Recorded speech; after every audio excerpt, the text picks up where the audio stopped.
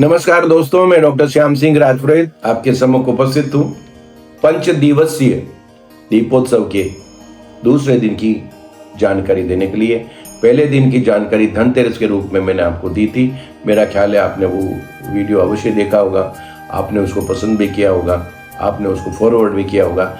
आज हम बात करेंगे नरक चतुर्दशी की, यानी कि चतुर्दशी, जो दीपावली से एक दिन पहले जो चतुर्दशी आती है, जो इस वर्ष 19 तारीख को पड़ रही है।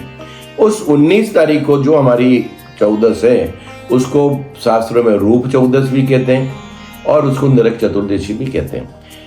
नरक चतुर्दशी इसलिए कहते हैं कि भगवान श्री कृष्ण ने इसी दिन, यानी इस कृष्ण पक्ष की चतुर्थी के दिन ही, चतुर्दशी के दिन ही भगवान ने नरकासुर का वध किया था।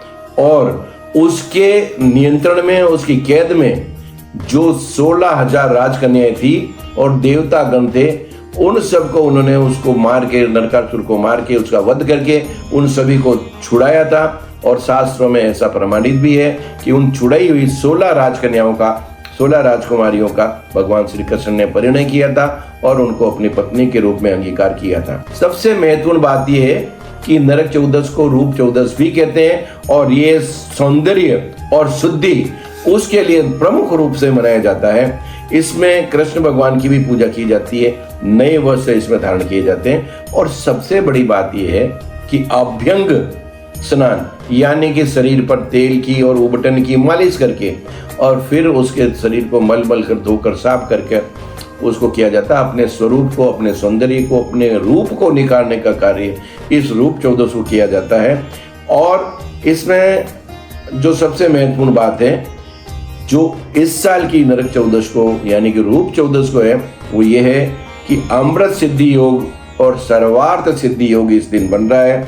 19 तारीख को, यानी कि 19 अक्टूबर को शाम को 5:49 से लेके अगले दिन 20 तारीख को सुबह 6:29 तक एक तरह से अमृत सिद्धि योग और सर्वार्थ सिद्धि योग है। लेकिन जहां तक हम अभ्यंग स्नान के मुहूर्त की बात करते हैं, तो वो मुहूर्त 19 तारीख को न होकर 20 तारीख को बड़े सवेरे है, यानी कि सुबह 5:58 से लेके 6:25 तक का समय जो है वो आपके अभ्यंग स्नान के लिए महत्वपूर्ण है। आगे हम बात करेंगे रूप चौदस की पूजा की। तो ये पूजा दिन में भी की जा सकती है। वो 2:07 से दोपहर से 2:53 तक विजय मुहूर्त है। उस विजय मुहूर्त में पूजा की जानी चाहिए। और दूसरा मुहूर्त जो है वो 5:58 से 6:29 तक, यानी कि गोधूली वेला में यह है। तो हमको रूप चौदस की पूजा करने के लिए अपने आप को सौंदर्य से परिपूर्ण करते हुए, अपने आप को शुद्ध करते हुए, अपने आप को हर तरह से शारीरिक और मानसिक रूप से स्वच्छ बनाते हुए हमको इस पूजा को करना चाहिए। मैं डॉक्टर श्याम सिंह राजपुरोहित, धन्यवाद और आभार।